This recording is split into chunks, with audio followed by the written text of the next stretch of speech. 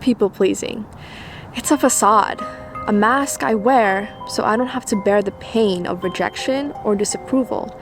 The more I say yes to others, the more their approval strengthens the internal prison I have built around my authentic voice.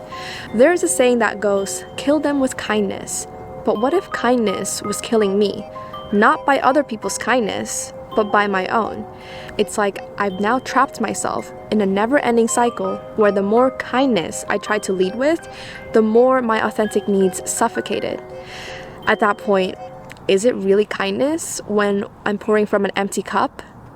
Our actions may seem kind, but could it be that they're fueled by fear or obligation rather than sincere compassion? AKA, are we people-pleasing?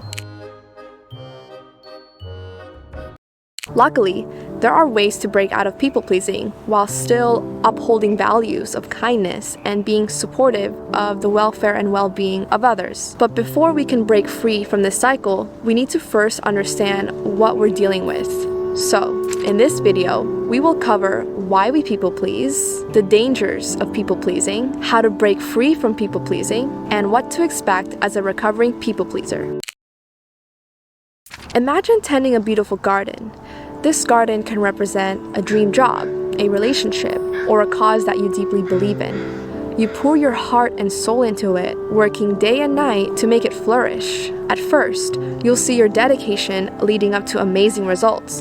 The flowers are blooming vibrantly, and the vegetables are growing plump and delicious. To maintain this perfection, you begin sacrificing more and more. You sacrifice some sleep as you water plants at certain hours. Your hobbies wither away like neglected plants. Quality time with loved ones is rushed or postponed. You pour all your energy into the garden, feeling yourself slowly withering in the process. Then you start asking yourself, is it worth it? After all, the garden is thriving, right? But slowly, you start to notice changes. Your hands crack and bleed from overworking. Your back is now aching. You're exhausted all the time, yet you can't even sleep because you're always thinking about what the garden needs. So one day, you take a look at your garden. You realize something very depressing and terrifying to admit. It doesn't bring you joy anymore. Rather, it's consumed your entire life. This is a powerful demonstration of how dedication without balance can eventually lead to burnout and loss of passion. This happened to me at a time where I put in over 50 hours of work for a gig I deeply in my soul wanted to support. I intentionally proposed to work longer hours with a much lower pay rate because I genuinely cared about who I was working with and the impact of my work.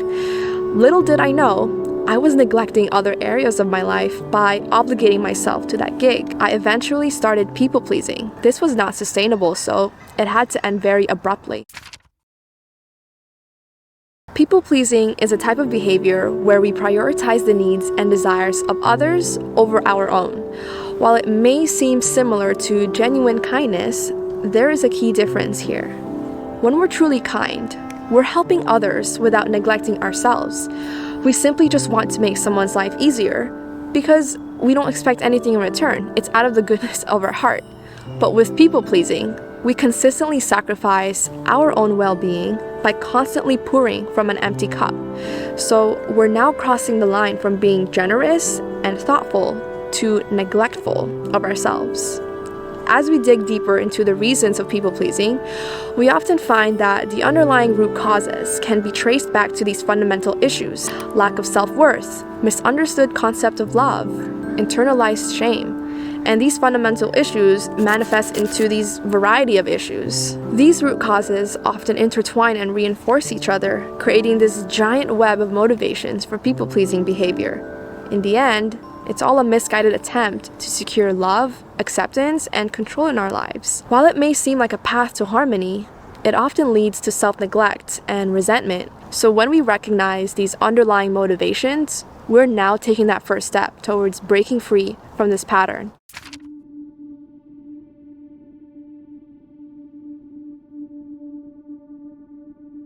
Behind every yes is a potential no to ourselves. When we're in people-pleasing mode, we're often shushing our own needs. And in order to make someone happy, it comes at the cost of shutting down our own emotions. And according to medical doctor and addiction expert Dr. Gabor Mate, when you shut down emotion, you're also affecting your immune system, your nervous system. So the repression of emotion, which is a survival strategy, then becomes a source of physiological illness later on. There are many hidden dangers of people-pleasing, so I'll just put them out here and feel free to pause this video to reflect on each of them. If you're experiencing any of these, you're most likely in the zone of people-pleasing. No matter what the intent is behind people-pleasing, its consequences can be far from kind. Kind of reminds me of the saying, the road to hell is paved with good intentions. When I was doing 50 to 60 hour work weeks, I would be coming home more emotionally exhausted. Quality time with myself or with loved ones was getting postponed, and I was neglecting some of my own important hobbies like writing and reading. My husband would notice some books I'd purchased for myself, and it would just sit on my desk for weeks untouched. But despite all of that, I cared so much about the cause of my gig that I kept pushing myself. As time went on, it didn't get better in my personal life. I knew I had to choose what was truly important to me, even if that meant letting someone down and not following through on my commitments. I've learned now to be extra careful and selective with how I choose to invest my time and energy and communicate that with radical honesty to others. This allows me to stay true to myself while still maintaining meaningful connections.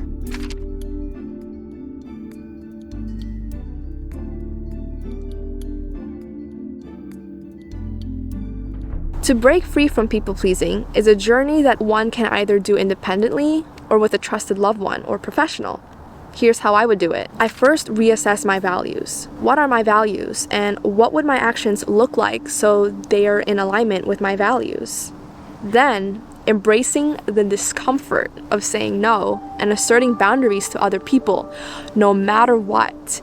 Even if things are seemingly going smooth, we must always follow through, even if we're afraid that our boundaries would disrupt the good vibes. If I'm going to break free from people-pleasing, I will first have to break free from the comfort of gaining other people's approval. Sometimes I get FOMO, so I'm not even sure if saying no is a good call. However, the times I said yes when my body was saying no, it only led to unpleasant results. A rule of thumb I like to follow is, if it's not a whole body yes, it's a no. If it's not a hell yes, it's a no. When I was working in tech, I had a friend who invited me to play badminton with them. I said yes because I value my physical health, and my friend is actually fun to be around with, and I love meeting new people. But after badminton, her and other friends would go out to eat for dinner, and they'd invite me.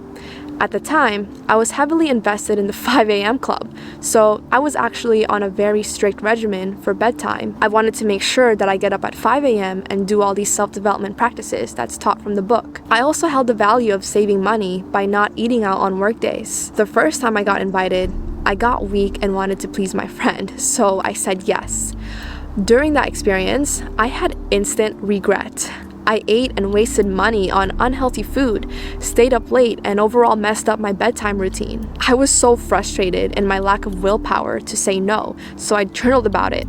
At the time, I was living alone in my apartment and single, so my journal was my only confidant. As I was writing the pros and cons of going out versus going home after badminton, the pros of going home were much more rewarding for my own health. And here's what clicked for me. It's okay to want to socialize, go out, stay up late, eat unhealthy cravings. It's okay to want that, but it all boils down to what I want more. What I want more is to take care of my mind, my body, my soul through the practices taught from the 5 a.m. club book. So before I respond to anything that has the potential to activate people-pleasing mode, I have a conversation with myself about what I want more. When I was getting asked to go out, I would start communicating my needs for proper bedtime, so it's gonna have to be a no. And the more I did this, the more I got comfortable saying no to other invites that hold no value to me. I find that when I communicate my boundaries clearly and respectfully, the right people in my life will understand and support me without resentment. It feels so much lighter to do so this way because such interaction is now built on mutual respect and honest communication. I'm no expert at this yet though, Sometimes it feels so much easier to ghost people. I am guilty of disappearing out of people's lives without explanation, so I understand the exhaustive process of having to explain yourself. It's probably a conflict avoidant thing that I have. It takes a profound amount of courage to deeply know yourself and to make that clear to others, even if it means no longer having them in your life. I've also been practicing reframing my thoughts. So this looks like challenging a fabricated belief that I made in my head that my worth depends on pleasing others or what they have to say. This breaks me free from the cycle of people pleasing. If anything, prevents me from getting trapped in one in the first place. To be yourself in a world that is constantly trying to make you something else is the greatest accomplishment. It's starting to rain. It is going to get uncomfortable. As someone with people-pleasing tendencies and traits, to not people-please is an unknown territory to my brain. It can provoke feelings of guilt, FOMO, or anxiety from potential worst-case scenarios. If I had been a people-pleaser for decades, it's going to take time and practice to rewire all of that. Being excessively agreeable has become so ingrained in me that saying yes almost feels automatic. But as I've continued to exercise the belief that it's not the end of the world for me if I say no, rather a rebirth of a new world, straying away from pleasing others has increased my energy overall. I want to end on that stopping people pleasing is not about going all off to others and being a lone wolf for the rest of life. The objective is to create a healthy balance where we honor our own needs while still contributing to the well-being of the world around us. When we're true to ourselves, we actually have more genuine energy and passion to offer others. We can say yes when it truly aligns with our values and no when it doesn't. Simple as that, but not always a simple journey to achieve simplicity. If you've made it this far, let's take a deep breath together. And as always, remember the magic that is within you. Till next time.